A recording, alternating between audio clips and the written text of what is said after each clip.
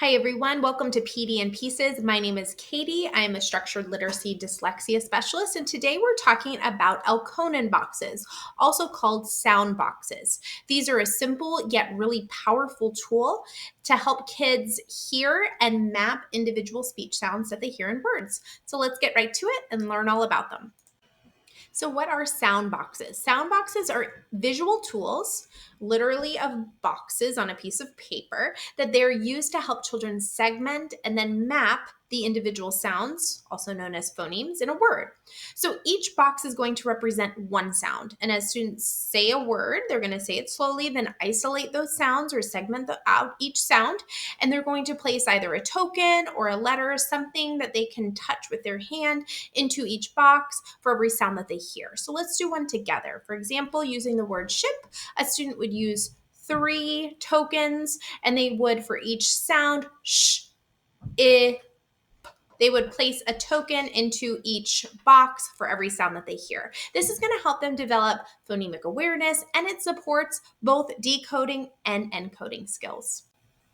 Okay, so how do we use sound boxes? There's 2 general ways. We'll talk about the first way, which is for beginners, and then we'll talk about the second way, which is the preferred method.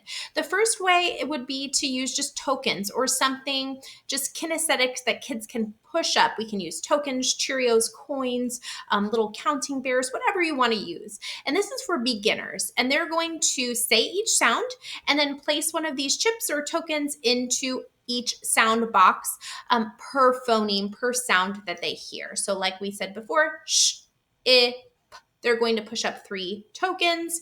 But quickly, as soon as kids are able to do that, and as soon as kids know quite a few sounds and letters, we want to move them then to practicing with letters. So we want to put letters in those boxes. And this is once kids know letter sound correspondences, right? So students then are going to place the grapheme tiles or magnetic letters, or they're actually going to physically write the graphemes inside of these sound boxes. And it's going to help them not just with segmenting, but also with blending to read and to write words. So instead of just pushing up a coin, we would, for the word ship, we would actually have the kids writing it sh, sh, I, they would write the I in the second box, and then p, they would write the P in the third box. So we want to quickly move them to practice with letters because research is supporting that phonics instruction with letters and phonemic awareness instruction with letters is way more effective than without letters. So we want to quickly get them to that point and then continue using these throughout their phonics instruction.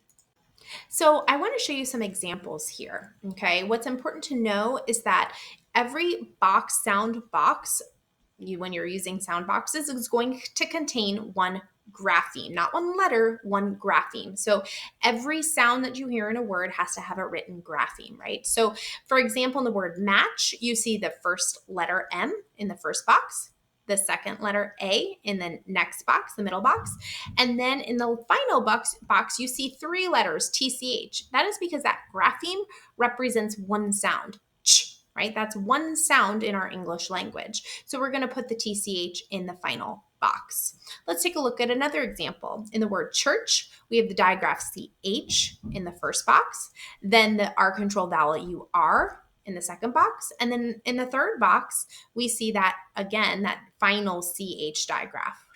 There's our word church. How about the word coin? Okay, we have in our first box, that's C.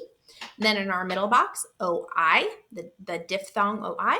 And then in our final box, N. 3 sounds in the word, which is represented here in our sound boxes with 3 graphemes. And finally, the word jump, right? If I isolate those sounds, j, m, p. Okay, let's say I haven't learned all of those sounds before and I am practicing just with coins. What am I going to do? I'm going to isolate those sounds by pushing up a coin for each sound that I hear. So j, m, p. How many sounds? 4 sounds. It's represented with 4 coins in the sound boxes. All right, so just to conclude, I want to just talk about how this is a really, really simple and multimodal and research backed activity. And that's why I want to encourage you to use it.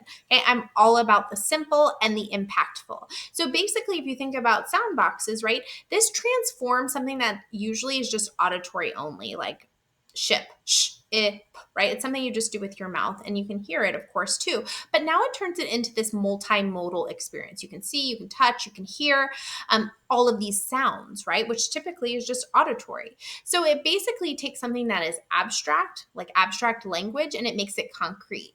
It also has a really immediate impact, right? Not only does it help kids to break words down into their individual sounds, which is absolutely necessary for spelling, but it actually connects or bridges these two foundational concepts in literacy instruction, phonemic awareness and phonics instruction. And it's a bridge between both.